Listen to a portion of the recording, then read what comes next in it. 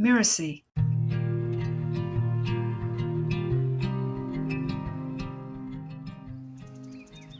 There was a time when the elephant was the king of the jungle. In those days, elephants were not like they are today. They had small ears and not very good memories. But this story tells of how that all changed. One day, Bushbook returned home and found to her surprise that the door of her house was open. That is strange, she thought. I'm sure I closed my door when I left home. So she called out, "Is there anyone in my house?" "Yes," came a deep voice. "It is I, the eater of bushbooks, and I'm coming to eat you." Hi, I'm Lisa Bloom, the story coach, and you're listening to Once Upon a Business. In each episode, we explore a story, a fairy tale, folk tale, or traditional story, so that we can discover the amazing lessons relevant for business and for entrepreneurs. Little Bushbook leapt up in alarm and ran for her life. Through the forest she sped until bang, she bumped into Elephant. "What's up, Bushbook?" trumpeted Elephant. "Oh, mighty king of the jungle, please help me. Someone has moved into my house while I was away and he says that he will eat me." Said Elephant. "We'll see about that. Come on, Bushbook, let's go back and sort this out." So Elephant accompanied Bushbook back to her house. And when they got there, Bushbook hid behind Elephant, who called, "Who is it inside Bushbook's house?" "It is I," came the voice, "the eater of elephants, and I'm coming to eat you." "Whoa!" trumpeted Elephant, "let's go!" And nearly trampling poor Bushbook underfoot, he charged back up the jungle path. Bushbook sprinted after him. They'd not gone far when they ran into Lion. "What's going on?" roared Lion. "There's a monster inside Bushbook's house," said Elephant, trembling from trunk to tail. "A monster? Huh," said Lion. "Let me see for myself." So back they went, Lion leading, followed by Elephant, followed by Bushbook until they reached her house. "Who is it inside Bushbook's house?" roared Lion. "It is I," came the voices before, "the eater of lions, and I'm coming to eat you too." "We'll see about that," said Lion, and padding his way forward, he thrust his head inside Bushbook's house. The only one there was a mischievous frog, who hopped between Lion's legs and, croaking with laughter, disappeared into some nearby grasses. Well, word of what happened soon spread through the jungle, and Elephant was so ashamed of his foolishness that he hid for days to cover his embarrassment. In fact, he was so embarrassed his little ears started to grow and grow until they were big enough to cover his shame. And it wasn't long before Lion took his place as king of the jungle. And as for Elephant, well, he could never forget what happened, which is perhaps why they say to this very day that elephants never forget.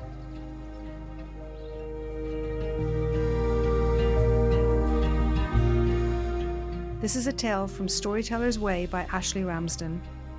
I love this story. There's something so satisfactory about a story that explains a phenomenon in nature so strange that it seems to call for an unusual explanation.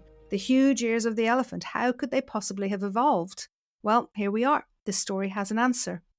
What I love about this story is that as a kind of creation story, that is a story that speaks to how things come about, it is deeply embedded in the animal kingdom. The anomalies and behaviors in the animals often serve as a metaphor for how we humans could and should behave.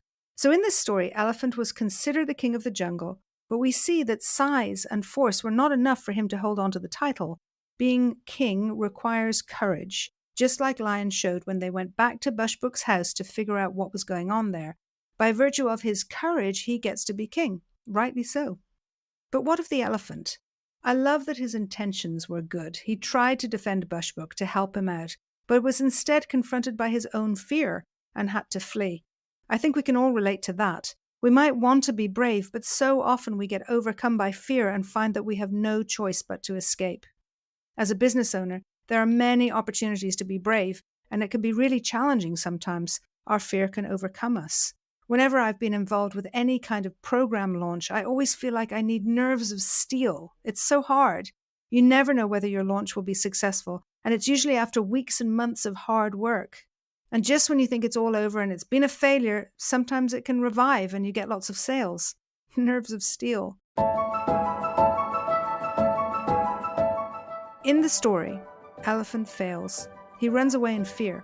He's ashamed of his foolishness and hides away in embarrassment. In business, who has not felt that? I think we all know what it feels like to try to hide our mistakes. I remember when I came clean with a colleague and admitted a failure. It was such a relief. The vulnerability of admitting mistakes can be very difficult, but it's really important. In this story, Elephant doesn't allow himself this vulnerability and instead grows big ears to hide behind, to hide his shame. It's a great lesson that hiding is not a great way to heal, and also is quite impossible. No matter how big an elephant's ears are, we can't exactly miss him. He's huge. But he does remember his mistake. In fact, that's why they say elephants never forget. I think that's a good lesson. We should remember and learn from our mistakes, but also to share them. We don't need to hide. We can recover much quicker, in fact, when we allow ourselves to be vulnerable, to share and learn from our mistakes. I love that the big, scary voice was in fact just a mischievous frog. How often do we find that our fears are misguided, that the big, scary monster is only in our mind, and in reality our troubles are much smaller and insignificant than the story we imagine about them. It reminds me of a time during my studies when I was terrified to give a presentation. It was at the height of my stage fright, and the thought of talking in front of a room of 20 other students made me feel sick. I was so nervous that my legs and hands were shaking, and my voice would barely come out. Just then, a friendly classmate said to me, "Lisa, we're all on your side. Everything's going to be fine. You're doing great." I realized in that moment that the big scary monster was just a mischievous little frog. I took a deep breath, calmed myself, and continued to give a really good presentation. In business, there can be a lot of scary monsters. From trying to make sales, to keeping up with cash flow, to designing great programs. In reality, they are just mischievous frogs. We can be like a lion. Just go on in, find the frog, and chase it out of the cave. Because we have work to do. No time for monsters. Bushback and elephant are relying on lion. Our clients are relying on us.